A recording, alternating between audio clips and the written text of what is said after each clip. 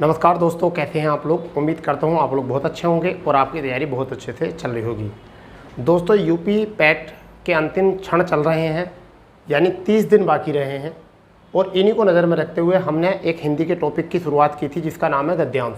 और हम उसमें अभी तक आपको 6 क्लासें करा चुके हैं। आज हमारी 7वीं क्लास है और यह पैट में सीधे 10 नंबर का प्रभाव छोड़ने वाला है टॉपिक है। और यहाँ पर बच्चों को 2-3 क्वेश्चन बहुत आसानी से मिल जाते हैं गद्यांश में, बट 1-2 क्वेश्चन जो होता है वो उनका बहुत डाउट में रहता है।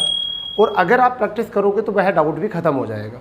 और इसी डाउट को ख़त्म करने के लिए हम इस सेशन को लेकर आए हैं, जिससे कि आप हर प्रकार के गद्यांश को करने की आदत बना लें और एकदम डेली रूटीन में लेकर आएँ। क्योंकि ऐसा होता है अक्सर बच्चे इसे हल्का टॉपिक समझ कर जो है करते नहीं हैं।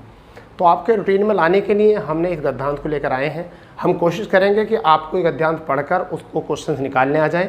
अगर नहीं आएंगे तो फिर हम आपके सामने उपस्थित हैं। तो पहले गद्यांश पढ़ते हैं, शुरू करते हैं। क्या है, देखिए, विद्यालय की व्यवस्था। हम यहाँ शुरू करते हैं। विद्यालय की व्यवस्था करना, विद्यालय के लिए बजट तैयार करना, यानी कि विद्यालय व्यवस्था करना जो है वो विद्यालय के लिए बजट तैयार करना, अनुशासन व्यवस्था लागू करना, शिक्षार्थियों के हितों को ख्याल रखना, ठीक है, शिक्षकों की नियुक्ति करना, शैक्षिक समस्याओं का निदान करना, शिक्षेतर कर्मचारियों की सुव्यवस्था करना, नवीन उपयोगी शिक्षण विधियों का चयन करना, शिक्षण सहायक सामग्री की व्यवस्था करना, शिक्षण प्रक्रियाओं से गठन करना, भौतिक तत्वों का संगठन करना, पूरे संगठन को निर्देशित करना, संगठन व्यवस्थित योजनाओं को क्रियान्वयन करना एवं संगठन के भीतर मानवीय संबंधों की स्थापना करना इत्यादि शैक्षणिक प्रशासन के कार्य क्षेत्र के अंतर्गत आते हैं। ये सारे कार्य किसके अंतर्गत आते हैं? शैक्षणिक कार्य के अंतर्गत आते हैं। इसमें भिन्न प्रकार की बातें हमने देखी हैं, जैसे शिक्षण प्रक्रिया हो गई, व्यवस्था हो गई, सामग्री व्यवस्था हो गई, संगठन बनाना, शिक्षण उपयोगी प्रक्रिया करना। निष्कर्ष, ठीक है, निष्कर्षतः कहा जा सकता है कि शैक्षिक प्रशासन का लक्ष्य संगठन की कार्यशैली में सुधार लाना एवं उस पर नियंत्रण रखना होता है। ठीक है, शैक्षणिक उद्देश्यों की प्राप्ति, समाज के लक्ष्यों की पहचान, शैक्षणिक लक्ष्यों के निर्धारण, शिक्षा कार्यक्रमों के नियोज, विभिन्न प्रकार के साधनों के उपयोग, संगठन के विभिन्न घटकों में समन्वय स्थापित कर उन पर नियंत्रण रखना एवं संगठन के कार्यों का मूल्यांकन करना हेतु शैक्षणिक प्रशासन की आवश्यकता है। तो बेटा, आपने इसको पढ़ लिया है, अच्छे से पता चल ही गया होगा। अब हम क्वेश्चन करते हैं। समन्वय का तात्पर्य है सम करना, हटा देना, समान करना, मेल करना। दूसरा क्वेश्चन है हमारा, तो बच्चा पहला क्वेश्चन हो चुका है यहाँ से। अभी दूसरा क्वेश्चन है शैक्षिक शब्द में कौन सा प्रत्यय है। आपको यहाँ प्रत्यय छांटना है। व्यवस्था का संधि विच्छेद क्या है, ये आपको सही बताना है। कार्यशैली में कौन सा समास है, ये आपको बताना है। बच्चा फिर करना, संगठन के कार्यों का मूल्यांकन करने हेतु किसकी आवश्यकता पड़ती है। तो एक ये आपका है, ये आपके सामने क्वेश्चन है। आप गद्यांश को पढ़िए और कोशिश करिए यहाँ से गद्यांश को पूरा करने की। ठीक है बेटा, देखिए क्या हो सकता है, बनाइए इसको अच्छे से, बनाइए, पहचानिए और अच्छे से इसको। ठीक है बेटा, बढ़िया तरीके से। क्या हो सकता है इसमें, क्या है इसकी कंडीशन, क्या है इस गद्यांश का तात्पर्य, क्या पढ़कर निकलेगा इसका अर्थ और कहाँ से हम करने वाले हैं ये गतिविधियाँ। ठीक है बेटा, तो शुरू करते हैं, हम ही बता देते हैं। चलो देखिए, सबसे पहले बात आई है, अगर आपको अर्थ पता नहीं चले तो हम क्या करने वाले हैं। देखिए, इसमें है समन्वय का तात्पर्य क्या है। तो पहले समन्वय शब्द को उठा लो, कहाँ है समन्वय शब्द, उठा लो कहाँ है। ये आपके गद्यांश में ऐसे ही ढूंढना होता है। समन्वय शब्द कहाँ पर है गद्यांश में, ये देखिए। देखिए क्या है, यहाँ पर है समन्वय, ये नीचे आया है समन्वय एक शब्द।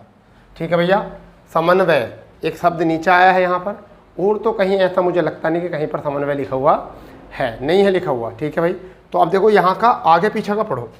क्या कहा, संगठन के विभिन्न घटकों में समन्वय स्थापित करना, यानी कि उनको आपस में क्या करना, घटकों में सम करना, हटा देना, समान करना या मेल करना। तो यहाँ से क्या बन जाएगा, मेल।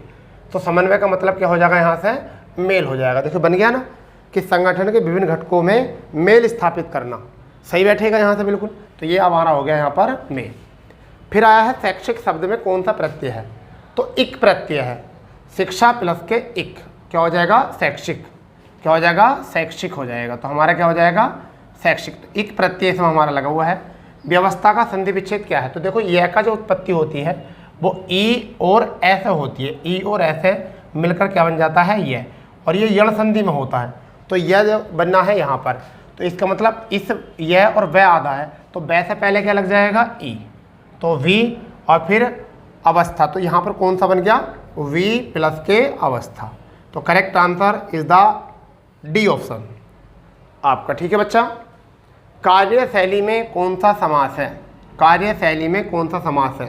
तो कार्यशैली में है तत्पुरुष समास। ठीक है, कार्य के लिए शैली या कार्य करने की शैली। ठीक है, तो हमारा यहाँ पर क्या आ जाएगा, कार्य के लिए शैली जो होगी हमारी प्रवृत्ति जो होगी तो वो हमारे क्या आएगा तत्पुरुष समास, हमारा जो है ए विकल्प यहाँ से बन जाएगा बच्चा। अब इसको पढ़ना पड़ेगा। क्या है? संगठन के कार्यों का मूल्यांकन करने हेतु किसकी आवश्यकता होती है बच्चा? तो ऐसा आपको गद्यांश पढ़ो कहाँ पर कहाँ लिखा हुआ है। तो कहीं है क्या ऐसा संगठन वाला?